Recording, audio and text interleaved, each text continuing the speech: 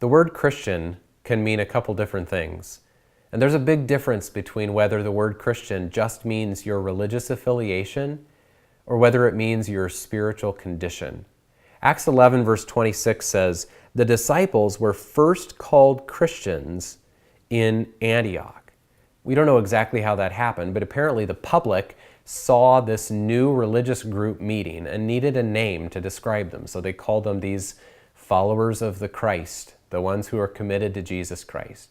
So from the beginning, the word Christian was kind of a public word to describe a certain group of people who met together. It had to do with religious affiliation. But who were these people who were meeting together? Were they truly Christians? Well, it says the disciples were first called Christians. And back in verse 24, it says, considerable numbers were brought to the Lord. And verse 21 says, a large number who believed turned to the Lord. So those disciples truly were Christians. They had heard the gospel, believed the gospel, and turned from their sin to Jesus as their Lord, Master, Savior.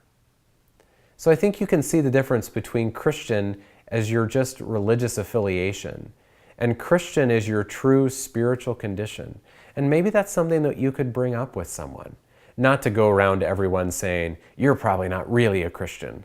That's not what I mean. But sometimes it will be the right time to talk to someone about the difference between Christianity as just your religious identification and Christianity as your heart condition, because you truly have turned from your sin to follow Jesus as your Savior.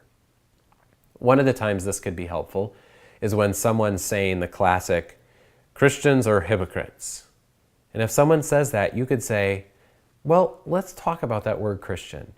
Because Christian can either just describe the religion you affiliate with, or it can describe who you are as somebody who's been saved and turned from your sin to Jesus as your Lord. And even in explaining that, you're getting to explain the gospel. So are you a Christian in just your religious affiliation, or are you truly a Christian in your heart as a saved follower of Jesus?